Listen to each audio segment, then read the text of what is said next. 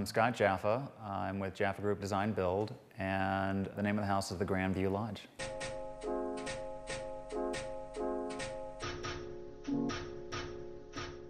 We tried to create a house that really took advantage of the site and try to build the house as green as we could. The basic components to building green are to make it as small as you can and as airtight as you can. An excellent airtight home has a leakage rate of less than 18%. We have a less than 3% leakage rate. What was interesting is when we had the house rated as a green house, most of the features we normally put in the house. There were several that we did differently, but most of them were how we normally build a house. So it was very interesting when we started taking photographs and making records of what were to be included. It's pretty standard for how we build.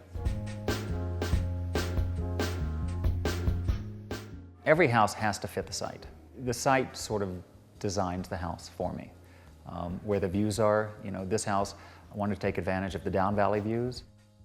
I wanted to take advantage of the Iron Mountain views and advantage of the trees, so it would feel like a tree house.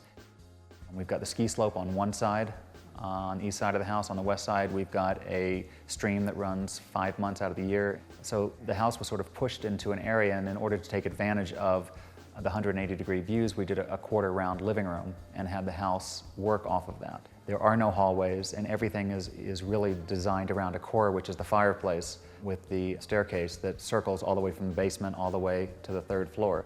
We tried to make this house feel like it only belongs in Park City, Utah, in the colony, and not in anywhere America. When you're doing a house like this, you want to make it its own and have its own personality. And the way we did that was really with more contemporary detailing.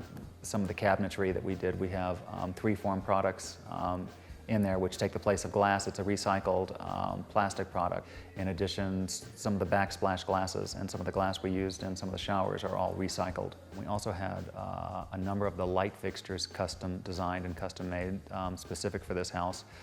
And to me, that's really important. So when you go into a house that is of this magnitude, that it feels very special. And you don't walk in it and it doesn't look like the last 5 houses you've been into or the next 5 you're going into. Textures are really important for me when I'm designing and finishing a house. I like matte with shiny, rough with smooth. I think it helps accentuate the architecture and the design of the house and the different surfaces. I've got clear glass, I've got frosted glass, we've got split-face stone, we've got sandblasted stone, honed granite, shiny granites, and I think they all sort of work off of each other. One of the things I tried to do was keep the house as open and as free of walls as possible, and to differentiate the spaces by either ceiling changes, material changes in the floor, and lighting, so that you really don't have rooms, you just have areas that still feel like rooms, but when you're in the kitchen, you can talk to somebody in the living room. We also incorporated large barn doors in different places to sort of keep rooms open. For example, an office open to the main living space, but can be closed off, with a 5-foot barn door with glass in it, so you still can take advantage of the view. I think every house I do gets better than the last house because I build on my experience. If the client is happy with the end product, I'm doing my job right.